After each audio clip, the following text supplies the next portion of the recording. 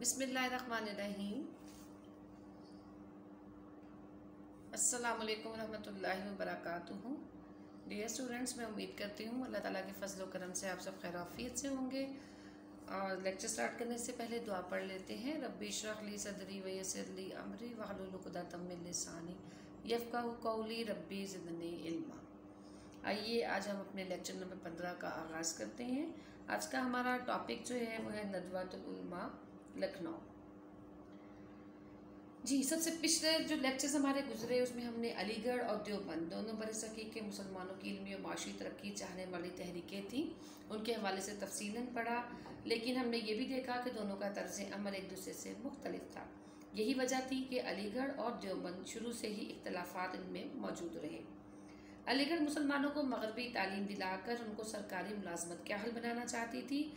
यही वजह थी कि अलीगढ़ के तलबा में इल्मी ज़ौक़ कम और नौकरी का शौक़ ज़्यादा पाया जाता था, जबकि देवबंद दीनी तालीम के लिए कायम किया गया एक इदारा था। यहाँ के तलबा के पेश नज़र इस्लाम की तबलीग और इशाअत का फरीज़ा था। मगर मुसलमानों को उस दौर में दीनी, मुआशी और सियासी पस्ती से निकालने का जामे लाहा अमल इनके पास मौजूद न था।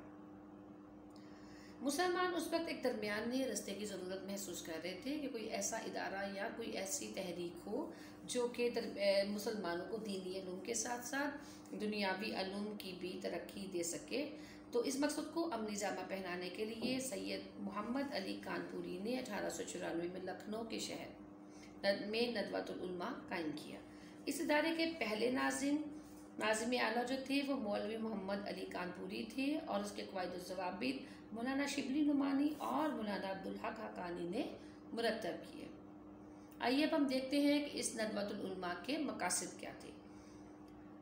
अज़ीज़ तो तलबात, इसका सबसे बड़ा मकसद कदीम व जदीद नज़रियात में हम आगे पैदा करना, निसाब तालीम की इस्लाह करना, उलमा में खुद एतमादी पैदा करना और उनके बारे में इख्तलाफात को दूर करना था।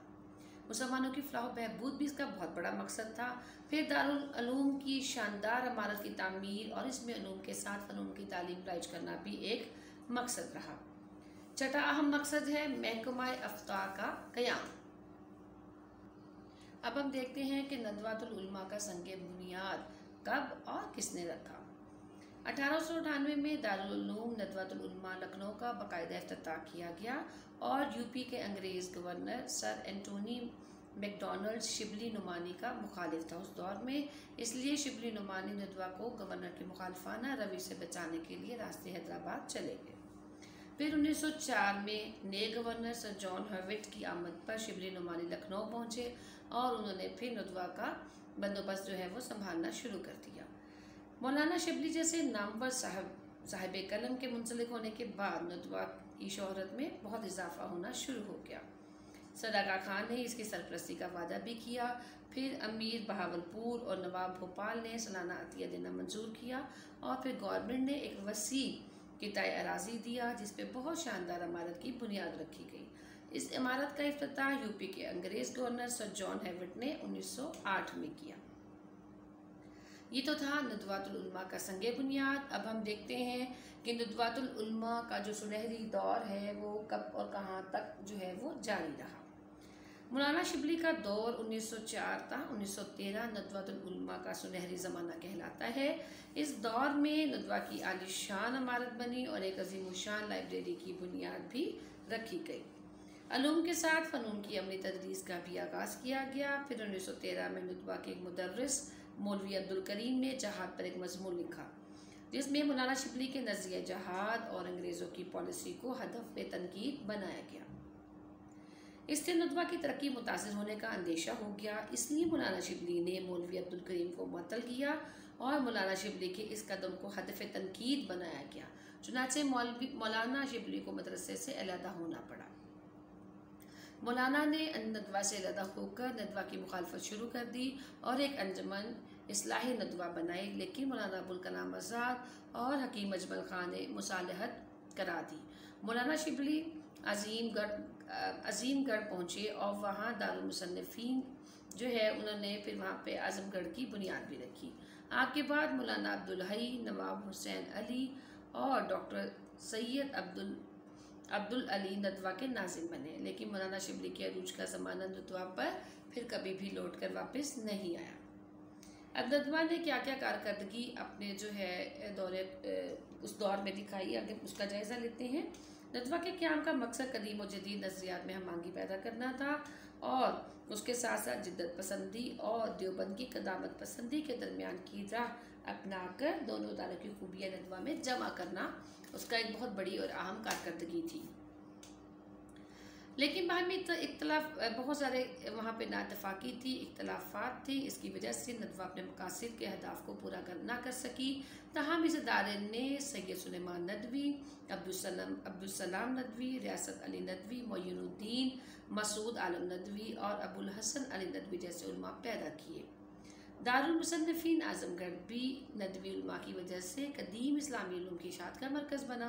उर्दू का ये बुलंद पाया रसाला मुआरिफ भी नदवा के उलमा की ज़ेर सदारत जो है वो चलता रहा, जिसमें बुलंद पाया मज़ामीन शाया होते थे। मौलाना अबुल कलाम आज़ाद के अखबार अल हलाल के अमले में नदवियों की अक्सरियत शामिल थी। नदवा के मुमताज़ उलमा ने तारीख़ इस्लाम के मुख्तलिफ अदवार पर बुलंद पाया कुतब लिखी, जिससे उर्दू अदब का दामन जो है वो माला माल हो गया। अब हम देखते हैं कि अलीगढ़, देवबंद और नदवा, थोड़ा सा इनका कंपैरिजन कर लेते हैं ताकि हमें पता चले कि किस तरह से ये तीनों तहरीक अपने अपने अदवार में मुसलमानों के लिए तालीमी खदमात जो है वो पेश करती रही। सैयद अहमद ख़ान और नवाब मोहसिन मलिक ने नदवा की क़याम का खैर मुकद्दम किया और ऐसे इदारे का क़याम मिली तरक्की के लिए बहुत अहम किरदार अदा किया। उन्होंने कहा कि ऐसा इदारा जो कि इस किस्म की खिदमात दे रहा है वो कौमी तरक्की में बहुत अहम किरदार भी अदा कर सकता है। नदवा और अलीगढ़ के दरमियान शुरू में मरासिम बहुत खुशगवार रहे, लेकिन मौलाना शिबली नुमाने की आमद से ताल्लुकात फिर ख़राब होना शुरू हो गए। नदवा देवबंद में क़याम के वक्त से एक ही इख्तलाफ पाया जाता था, लेकिन सैयद सुलेमान नदवी के नदवा से वाबस्तगी के बाद नदवा का झुकाव देवबंद की तरफ ज़्यादा हो गया। लेकिन सैयद सुलेमान नदवी मौलाना अशरफ अली थानवी के मुरीद थे। इस मौके पर मगरबी तबका ने मदरसा पर आधा तीतर आधा बटेर होने का इल्ज़ाम लगा दिया, यानी ना तो वो इधर के और ना ही वो उधर के रहे। इसमें शक नहीं कि नदवातुल उलमा में ना तो अलीगढ़ जैसी जिद्दत पाई जाती थी और ना ही देवबंद जैसी कदामत वाली राह पा सकी और ना ही इन जैसा तालीमी मयार दोबारा कायम हो सका। लेकिन तसनीफ़ व तालीफ में ये इदारा अलीगढ़ और देवबंद दोनों पर सबकत ले गया। इसलिए हम ये कह सकते हैं कि तीनों इदारों ने अपने नज़रियाती बोध और तरीक़ाकार के इख्तलाफ के बावजूद बरसग़ीर के मुसलमानों के लिए बेशबहा खिदमत जो हैं वो सर अंजाम दी। यहाँ तक हमारा आज का लेक्चर जो है नदवातुल उलमा लखनऊ के हवाले से तो वो इख्तिताम पज़ीर होता है। अगले लेक्चर में फिर मिलेंगे। अस्सलामु अलैकुम व रहमतुल्लाहि व बरकातहू।